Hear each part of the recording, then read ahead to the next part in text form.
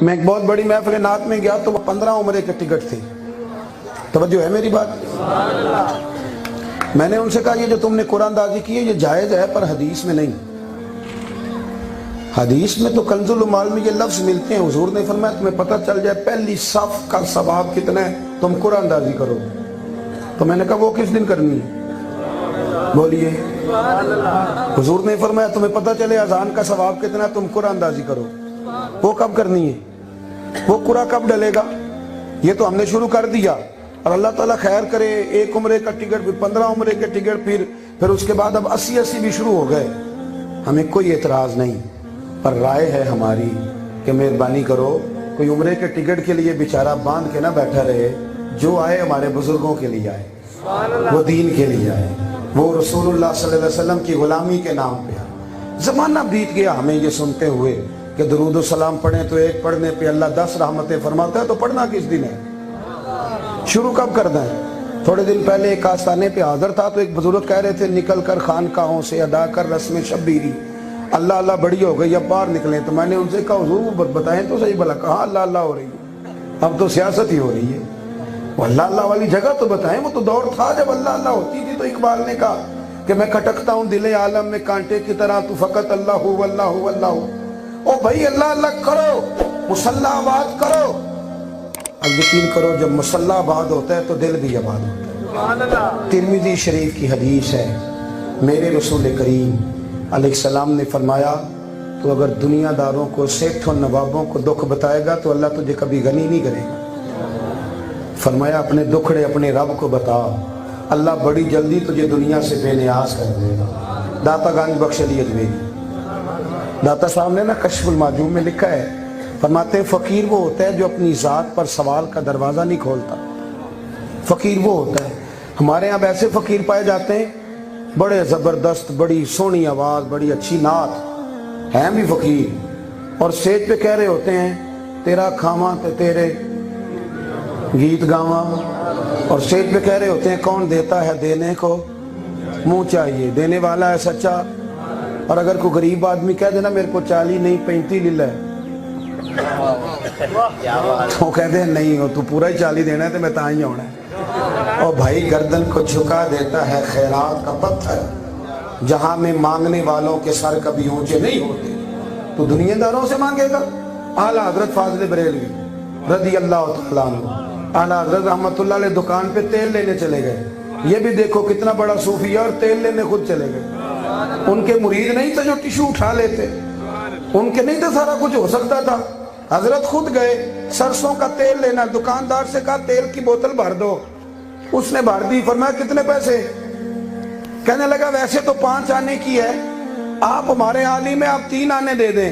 اعلیٰ حضرت نے پورے 5 دیے. فرمایا میں احمد رضا ہوں, میں اپنا علم 2 آنے کا نہیں بیچا کرتا. کرو مد ہے اہل دول رضا اور پڑے اس بلا میں میری بلا. میں گدا ہوں اپنے کریم کا, میرا دین پارا اعلان ہے.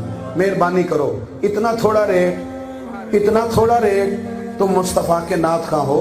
تمہیں تو کوئی کروڑوں میں دے تو وہ بھی تھوڑے ہیں, لیکن تم ٹھہر کہاں جاتے ہو 40,000 پہ 50,000 پہ. اتنا چھوٹا تمہارا لالچ ہے. تمہیں پتہ نہیں تم مدینے والے کے نعت کھاؤ, تمہیں خبر ہی نہیں تمہارا سٹیٹس کیا ہے, اور اتنی چھوٹی بات کرتے ہو, یہاں آ کے رک جاتے ہو. آپ یقین کریں مجھے خود ایک شخص نے ریکارڈنگ سنوائی. کہنے لگا جی جدوں تک 40,000 ہوئے نا میری گڈی ٹردی نہیں. میں کہنوں مینوں مل لیندے کسی جگہ تے, میں انہوں پوچھاں کہ تینوں دیہڑی لائیے نا تو تینوں پھر پتہ لگی فیکٹری جائیے تو گڈی ٹردی ہے کہ نہیں ٹردی. وہ میں یہاں ملتان شریف میں ایک جگہ پہ تھا تو نقیب محفل نے سارا مجمع رسوائی کر دیا. کہنے لگے تسی بڑے بد ذوق ہو, تسی سبحان اللہ نہیں آندے. کوئی دفعہ نہیں برداشت ہوتا, ہم سے بھی نہیں برداشت ہوتا. ہیں چھوٹے پر کبھی کبھی پریشانی ہو جاتی ہے. سفر کی تھکاوٹ بھی کئی دفعہ پریشان کر دیتی. تو مجھے بڑی ٹینشن ہوئی. میں انہوں بٹھا ہی لیا. میں کہ میری گل سن کنے پیسے لے لیں؟ کہندہ 25,000. میں کہ جنہوں نے بس کرن دے مفت آئے نہیں سارے, اللہ رسول کے نام پہ آئے سارے. شرم کرو. یہ تو بیچارے پہلے آتے. دیکھیں نا میں آیا ہوں تقریر کر کے چلا جاؤں گا. تو خوش قسمت نہیں بندہ جو کل بھی آیا تھا, صبح سے بھی آیا ہوا ہے, اس کا اجر زیادہ نہیں. خدا کا خوف کریں. آپ یہ سنجیدہ سٹیج ہے جس کے مرضی ہم اتھے دے دیں گے. فقیر اپنے اپنے اوپر کبھی سوال کا دروازہ کھولتا؟ وہ بے نیاز ہوتا ہے دنیا سے، اسے کیا لگے لوگ کیا کر رہے ہیں۔ اور کسی پنجابی کے شاعر نے کہا تھا سانو تخت ہزارے دی لوڑ کی، نالے کی لگے شہر ببول دے نال، اسی تے اپنی بال کے سیکنے، سانو کی لگے کسی اور دے نال، وہ تو تھوڑے پہ گزارا کرتے ہیں۔ تو قناعت والے داتا صاحب نے لکھا ہے کشف المعجوب میں، ایک شیخ احمد نام کے درویش تھے، انہوں نے ساری زندگی کسی سے سوال نہیں کیا۔ نبی کریم علیہ السلام نے حضرت ثعبان بن مالک سے فرمایا تھا ایک وعدہ تو میرے ساتھ کر، ایک میں تیرے ساتھ کرتا ہوں۔ حضور میں تو غلام ہوں، آپ حکم کریں۔ نبی کریم نے فرمایا تو وعدہ کر کسی دنیا دار سے سوال نہیں کرے گا، اور میں وعدہ کرتا ہوں رب تجھے بغیر حساب کتاب جنت عطا کرے۔ سوال کرنا ہے تو اللہ والوں سے کرو، سیٹھوں نوابوں کی امیدیں رکھنا۔ آپ یقین کریں میلاد کی بزم میں بھی ان لوگوں کو سٹیج دے دیا جاتا ہے جو وضو بھی نہیں کر کے آتے، صرف یہ ہے کہ ان کے ہاتھوں میں نوٹوں کی دتی ہیں، صرف اس لیے یہ معیار بنے گا اہل طریقت کا، اہل محبت کا۔ اللہ تعالیٰ ان آستانوں کو شاد و آباد فرمائے۔ سنو بات، شیخ احمد نام کے درویش تھے، کہتے ساری زندگی ارادہ کر لیا کہ دنیا دار کے آگے ہاتھ نہیں پھیلانا، ساری زندگی۔ بڑھاپا آ گیا، بڑھاپے میں کسی نے الزام لگا دیا۔ ہمارے ہاں تحقیق نہیں نہ ہوتی، الزام لگتا ہے تو بس پراپوگنڈا ابھی بھی بڑا چلتا ہے۔ کسی نے الزام لگا دیا اور بادشاہ نے قید کر دیا۔ بادشاہ بھی بڑا نیک تھا پر الزام لگ گیا۔ ابو مسلم اس کا نام تھا، درود و سلام کا بڑا ذوق رکھتا تھا، تو الزام لگ گیا، بزرگ جیل میں ڈال دیے گئے۔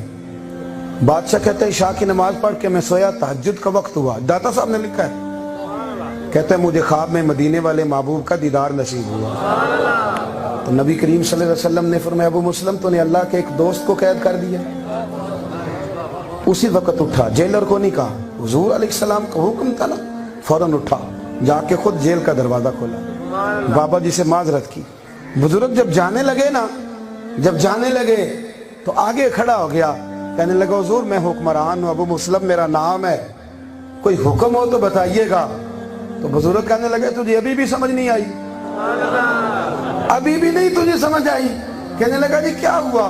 فرمانے لگا جو تہجد کے وقت تجھے سوتے کو اٹھا کے بھیج دیتے ہیں کہ جا اس کا دروازہ کھول، تو مجھے کسی دنیا دار کی ضرورت باقی رہنے دیں گے؟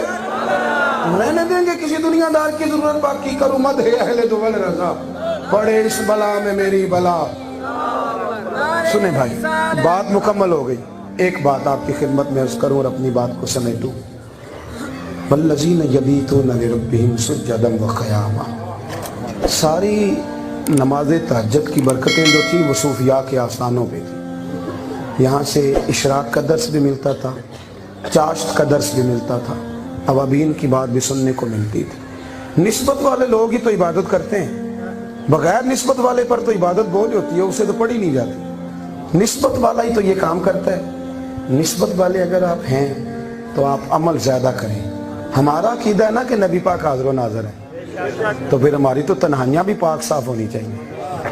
ان کو تو دیکھتے ہی نہیں معاذ اللہ، ان کے خیال کے مطابق ہمیں تو دیکھ رہے ہیں نا، تو پھر ہمیں تو تنہائی میں بھی سچی بولنا ہے، ہمیں تو نجی محفلوں میں بھی خیر کی بات ہی کرنا۔ بھائی عمل بڑا ٹھنڈا، بڑا میٹھا، ہمیں تقریر نہ کرنی پڑے۔ ہمارے بزرگوں کے تو عمل سے لوگ بڑا کچھ سیکھ لیتے، ان کے تو طور طریقوں سے لوگ مصلح بات کریں، اللہ اللہ زیادہ کریں۔ آپ یقین کریں 5 گھنٹے جو لوگ بیٹھ کے مسجد کے حجرے میں بحث کرتے ہیں، ان سے کہا جانا یہ تسبیح لے لو اور 100 بار درود شریف پڑھ دو اور 1 سپارہ قرآن پاک کا پڑھ دو، تو یہاں انہیں کام یاد آ جاتا ہے یا نیند آ جاتی؟ اپنا ذوق بنائیں، اپنے بزرگوں کے طریقوں میں چلیں۔ آپ سلسلہ نقش بند کے آستانے پہ ہیں، یہاں تو لطائف ہوتے ہیں، یہاں تو مراقبہ ہوتا ہے، یہاں تو اللہ اللہ ہوتی ہے، یہاں تو انسان گردن جھکاتا ہے اسے پتہ ہی نہیں چلتا۔